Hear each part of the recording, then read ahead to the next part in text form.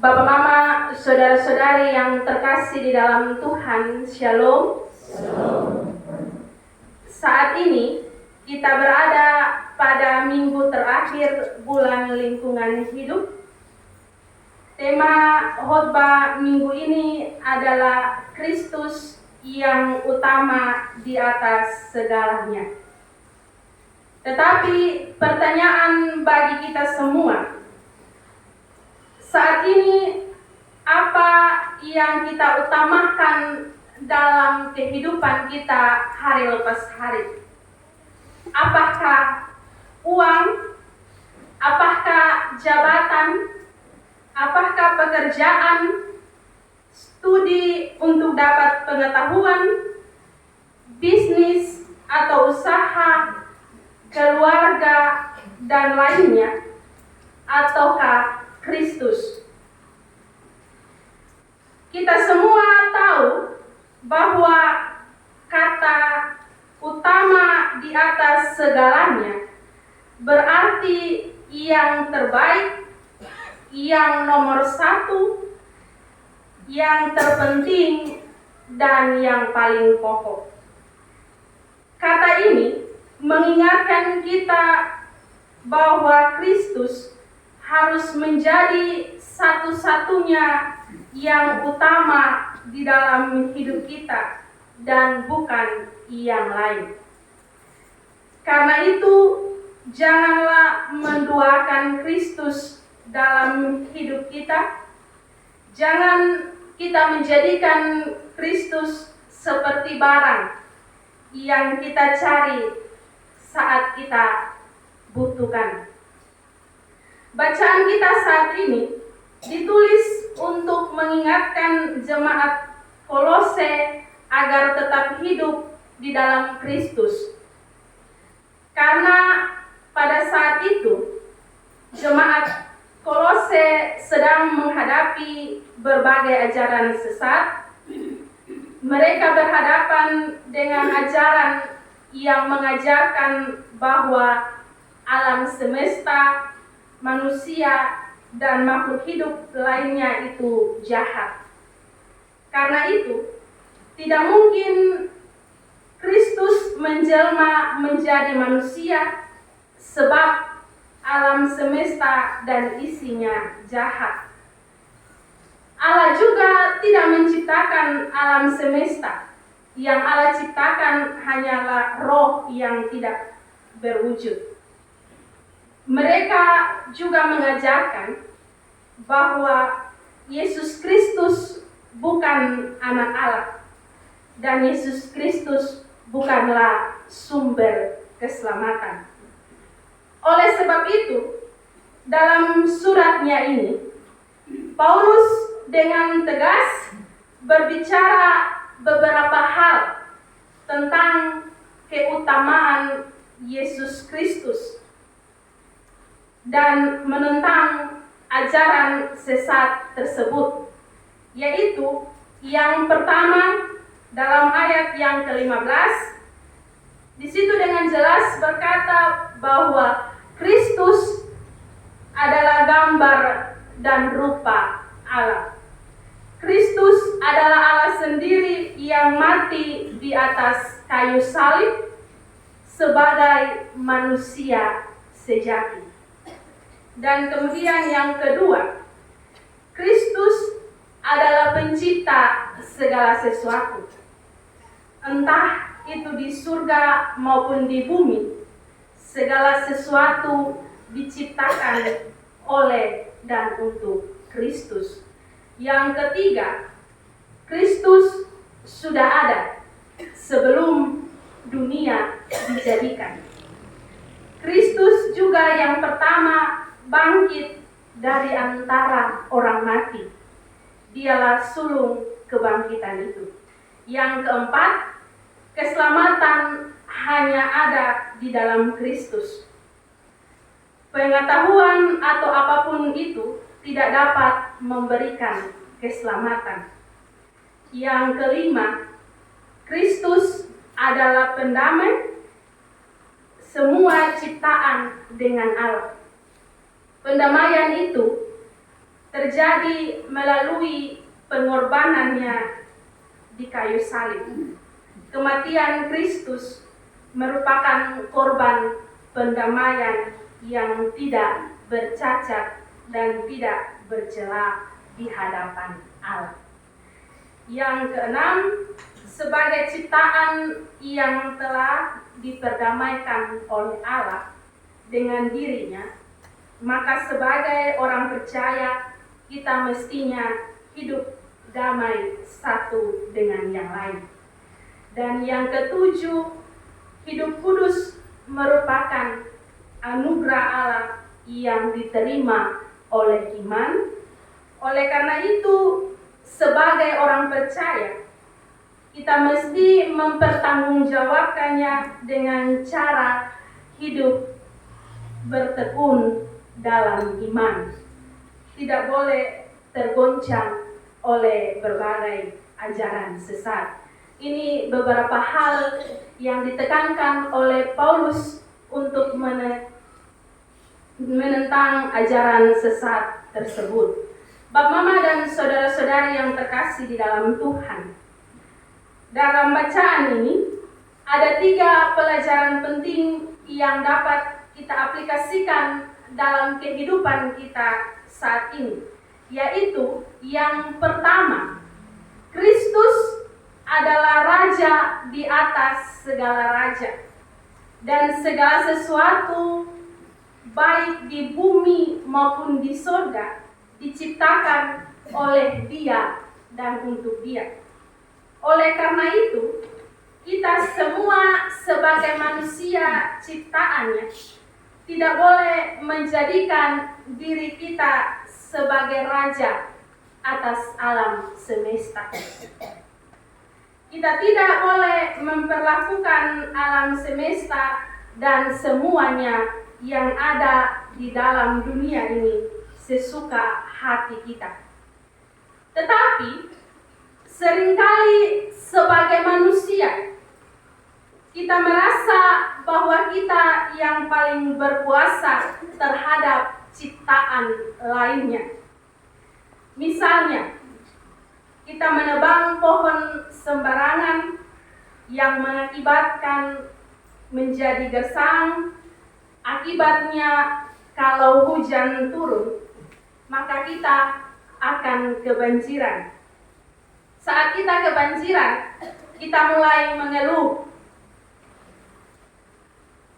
Atau kalau panas, saat ini kita ada dalam cuaca yang panas dan panasnya terlalu berlebihan, kita juga mengeluh.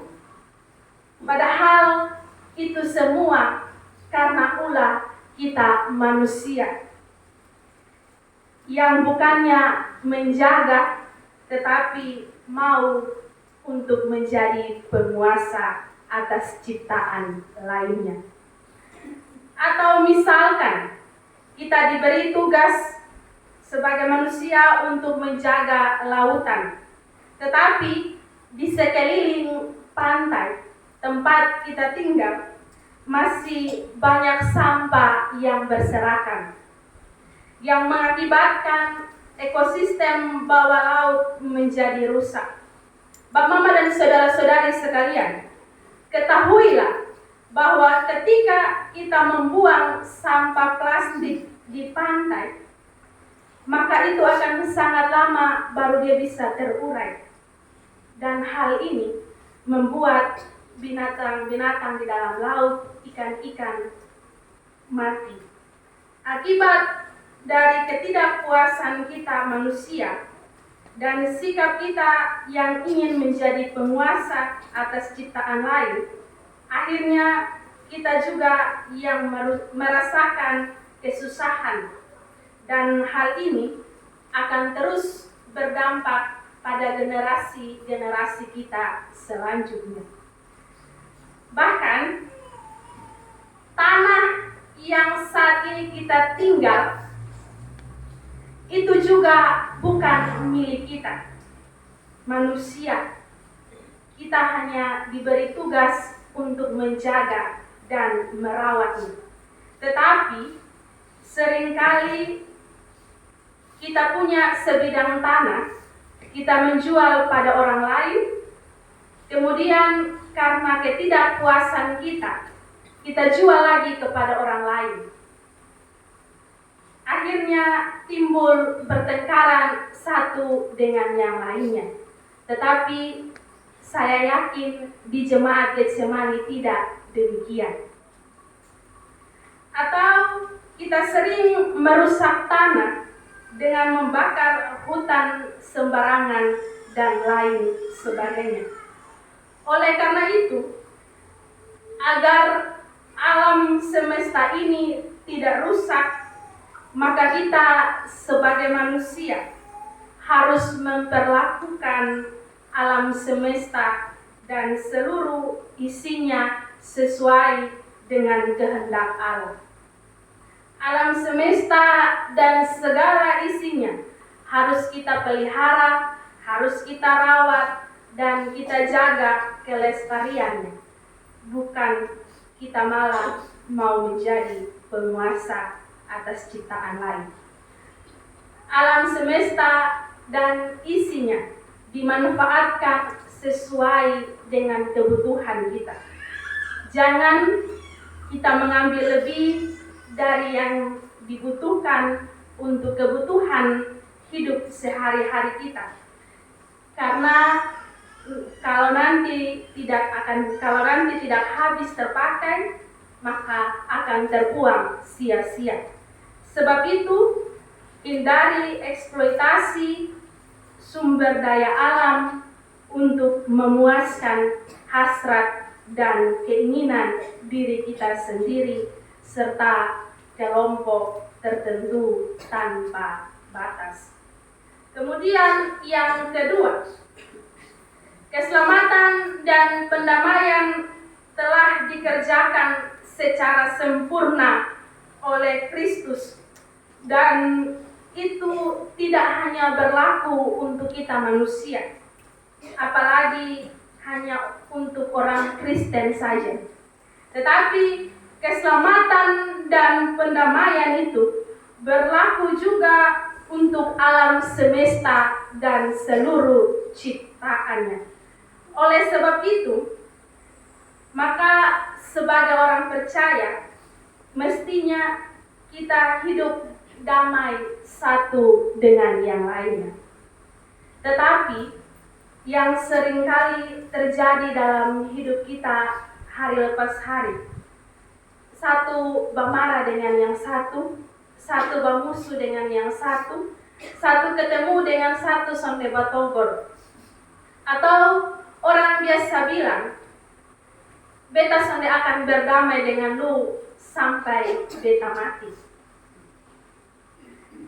Ini kata-kata mungkin bapak mama saudara-saudari pernah dengar, atau mungkin tanpa disadari kita sendiri pernah mengucapkan kata tersebut. Kalau ada yang pernah bilang begini, atau kalau ada yang masih bermarah, bermusuh dengan dia punya sesama, mari berdoa dan melepas pengampunan, serta berdamailah dengan orang tersebut. Bapak mama saudara-saudari yang terkasih dalam Tuhan, memang sulit untuk berdamai dengan orang yang tidak kita sukai.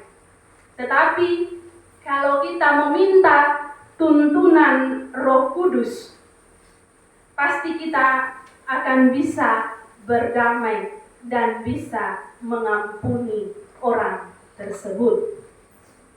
Atau ada contoh lain lagi dalam kehidupan kita yang seringkali terjadi.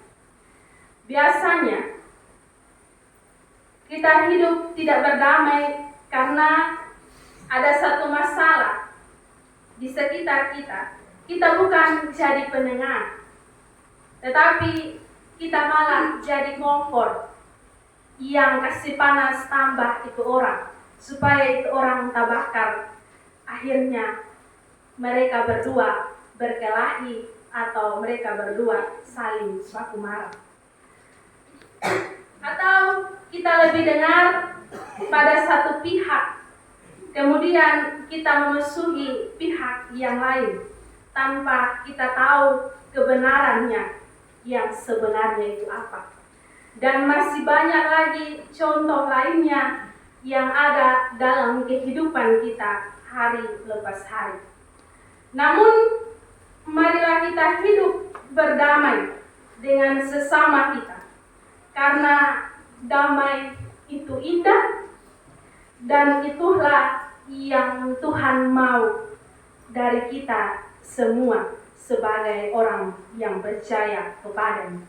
Sebab kita semua telah diperdamaikan dalam Kristus lewat kematiannya di kayu salib. Bapak, Mama, dan saudara-saudari yang terkasih dalam Tuhan, yang ketiga dan yang terakhir adalah hidup kudus dalam berbagai segi kehidupan. Mari menghindari tindakan-tindakan yang memecah belah persekutuan dan yang mengeksploitasi alam. Dalam momen Pilkada 2024, mari jauhi politik uang dalam pemilihan kepala daerah serentak pada tanggal 27 November nanti. Mari kita memilih calon-calon kepala daerah yang menjadikan kekuasaan sebagai alat untuk melayani Tuhan, sesama, dan alam, serta hidup kudus dan takut akan Tuhan. Karena perbuatan sehari-hari kita adalah gambaran dari apa yang ada di dalam hati dan pikiran kita masing-masing. Firman Tuhan yang tersimpan di dalam hati akan menghasilkan perbuatan yang baik. Karena itu, kuduskanlah Kristus di dalam hatimu, maka seluruh hidupmu akan menjadi kudus. Hidup kudus merupakan anugerah Allah.